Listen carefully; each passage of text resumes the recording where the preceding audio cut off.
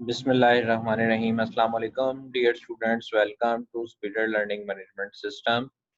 तो इस लेक्चर में हम चैप्टर 2 को शुरू करने जा रहे हैं, presentation of data. Presentation of data के अंदर अब हम देखेंगे कि कैसे डाटा को अरेंज करते हैं, तो किस तरह से डाटा की क्लासिफिकेशन करते हैं। सबसे पहले हम देख लेते हैं इसका इंट्रोडक्शन और क्लासिफिकेशन। इंट्रोडक्शन में अगर हम थोड़ी सी बात कर लें प्रेजेंटेशन ऑफ डाटा के बारे में, तो most scientific experiments are conducted in an attempt to answer some specific questions, and generally results in the collection of data in the form of batches of numbers, usually referred to as sample.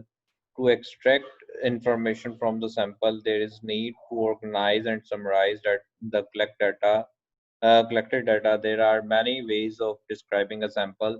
Commonly, we use either a graph or a set of small set of numbers which summarize some properties of sample such as its center and spread. तो basically यहाँ पर इसमें हमने introduction में basically सारी बात जो क्या डिस्कस की है कि बहुत से ऐसे साइंटिफिक एक्सपेरिमेंट्स हैं जिसमें हम बहुत से आंसर्स जो है वो रिसीव करते हैं। अब हर आंसर को जो है वो अरेंज करने का जो मेथड है, हर आंसर में जो डाटा जो कलेक्ट होता है, उसके रिजल्ट्स को अरेंज करने के लिए जो मेथोडोलॉजी है वो डिपेंड करती है डाटा के ऊपर कि किस तरह का डाटा है। समटाइम्स ऐसे रिस्पॉन्सेज हमें आए हैं किसी चीज़ के। हमने क्वेश्चन किया था जी कि क्या आप एप्पल जूस जो है वो पसंद करते हैं?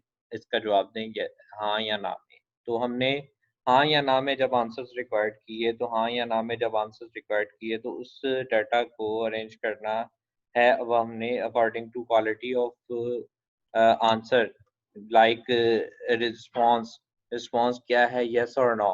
तो रिस्पॉन्स के अकॉर्डिंगली जब हमने उसको अरेंज करेंगे तो वो डिफरेंट तरीके से अरेंज होगा। इसी तरह से अगर हम एक क्लास में मुख्तलिफ स्टूडेंट्स की हाइट को कलेक्ट कर लेते हैं, तो हाइट का जो डाटा है अब हम अरेंज करते हैं, तो हाइट के लिए हम एक कुछ स्लैब्स बना लेते हैं। हम कह देते हैं जी कि ऐसे कितने स्टूडेंट्स हैं जिनका की जो हाइट जो है वो हमारे पास 4 फुट से 5 फुट के दरमियान है। ऐसे कितने स्टूडेंट्स हैं जिनकी हाइट जो है वो 5 फुट 1 इंच से 6 फुट तक है। ऐसे कितने स्टूडेंट्स हैं जिनकी हाइट जो है वो 6 फुट 1 इंच से जो है वो हमारे पास 7 फुट तक है।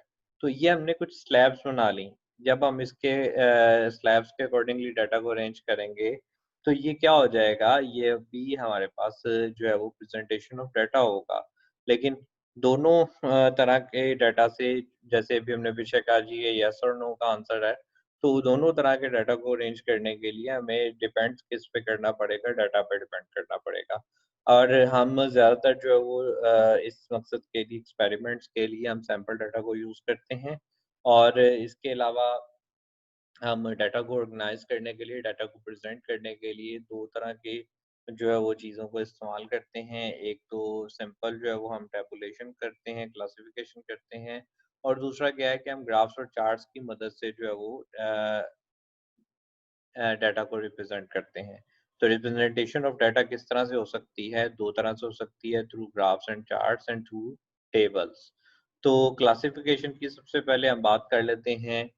The term classification is the process of arranging the observation into different classes or categories according to some common characteristics.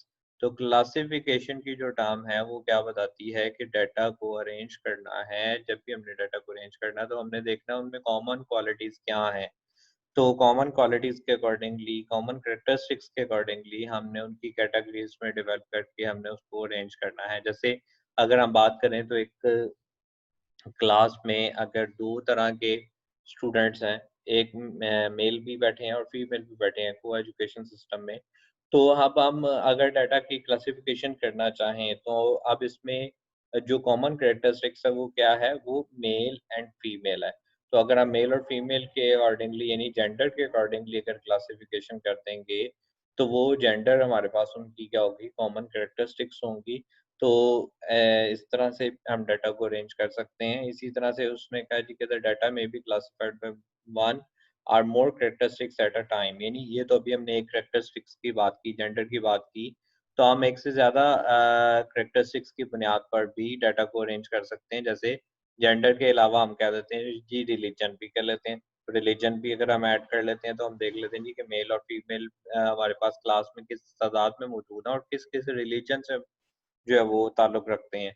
तो ये क्या हो जाएगा, ये हमारे पास एक से ज़्यादा कैरेक्टरिस्टिक्स इन्वॉल्व हो जाएँगी।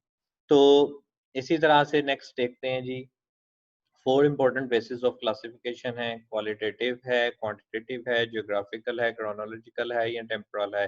तो 4 बेसिस हैं क्लासिफिकेशन की। क्वालिटेटिव क्या होता है कि जब डाटा को हम क्लासिफाइड करते हैं बाय एट्रीब्यूट्स, जैसे एट्रीब्यूट्स कौन-कौन से हो सकते हैं, आपका सेक्स है यानी जेंडर है, रिलीजन है, मैरिटल स्टेटस है।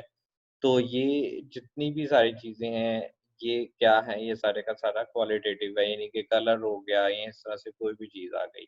फिर इसी तरह से क्वांटिटेटिव में क्या है कि जब हम डाटा को अरेंज करते हैं, क्लासिफाई करते हैं अकॉर्डिंग टू क्वांटिटेटिव कैरेक्टरिस्टिक्स, तो जैसे क्वांटिटेटिव कैरेक्टरिस्टिक्स कौन-कौन से हैं, हाइट है, इनकम है, वेट है और इसी तरह से कोई भी जो क्वांटिटेटिव कैरेक्टरिस्टिक्स हैं, वो हम यहाँ पर इन्वॉल्व कर सकते हैं। ज्योग्राफिकल जो हमारे पास बेस है वो उसमें क्लासिफिकेशन जब हम करते हैं तो जब वहाँ पे डाटा को हम अरेंज करते हैं अकॉर्डिंग टू लोकेशन या रीजन, ज्योग्राफिकल लोकेशन या रीजन, यानी कहाँ से वो शख्स बिलॉन्ग करता है, यानी कौन से एरिया से उस शख्स का ताल्लुक है, उस एरिया से जब हम उसकी क्लासिफिकेशन करते हैं तो वो कौन सी क्लासिफिकेशन हो जाती है, ज्योग्राफिकल। तो जैसे मिसाल के तौर पर पॉपुलेशन ऑफ अ कंट्री में be classified by provinces, divisions, districts और टाउन। जैसे अगर हम पाकिस्तान की बात करें तो पाकिस्तान में अगर हम प्रोविंसेस के अकॉर्डिंगली डाटा को अरेंज करें तो पंजाब, केपीके, सिंध और इसी तरह से जो है वो बलोचिस्तान आ जाएगा। तो अगर हम इन सब प्रोविंसेस के अकॉर्डिंगली डाटा को अरेंज कर लें कि देखेंगे इसमें मेल कितने हैं, फीमेल कितने हैं या कोई भी एनालिसिस इस पे कर लें तो ये कौन सी से डाटा पे एनालिसिस होगा, ज्योग्राफिकल पे। फिर इसी तरह से क्रोनोलॉजिकल या टेम्पोरल डाटा क्या होता है कि जिसमें हम डाटा को कलेक्ट करते हैं according to the time of occurrence, जैसे कौन-सा काम कौन से वक़्त पे हुआ था। जैसे अगर हम बात कर लें प्राइसेज़ का डाटा हमारे पास आ जाता है, तो किसी चीज़ की भी प्राइसेज़ की बात कर लेते हैं जी कि एक प्रोडक्ट है ए। ए प्रोडक्ट की जो प्राइसेज़ हैं वो हमारे पास 1991 में जो थी वो क्या थी, ₹10 थी। 1992 में ये प्राइस जो है वो फ्लक्चुएट करके 10.25 हो गई। इसी तरह से 1993 में ये जो प्राइस है वो 10 से 0.25 से 11 हो गई। तो ये क्या है, ये हम जो डाटा की बात कर रहे हैं, ये डाटा को अरेंज करने की बात कर रहे हैं, ये क्या है, ये कौन-सा है, ये क्रोनोलॉजिकल या टेम्पोरल डाटा है जिसमें टाइम का ज़िक्र हो रहा है और टाइम के अकॉर्डिंगली हम किसी डाटा को, किसी भी न्यूमेरिकल फिगर को हम अरेंज कर रहे हैं। अब ये टाइम कौन-सा हो सकता है, ये टाइम ईयर्स में हो सकता है, क्वार्टर्स में हो सकता है, मंथ्स में हो सकता है, वीक्स में हो सकता है, डेज़ में हो सकता है या आवर्स में भी आ सकता है, मिनट्स में भी आ सकता है, सेकंड्स में भी आ सकता है, कोई भी टाइम हो सकता है। जब किसी भी टाइम के अकॉर्डिंगली हम डाटा को अरेंज करते हैं, तो वो कौन-सा डाटा आ जाता है, क्रोनोलॉजिकल या टेम्पोरल डाटा। तो बहुत शुक्रिया स्टूडेंट्स आपका इस लेक्चर को सुनने का। इसमें आने वाले तमाम शॉर्ट क्वेश्चंस को अच्छे तरीके से तैयार कीजिएगा। बहुत शुक्रिया, जज़ाकल्लाह।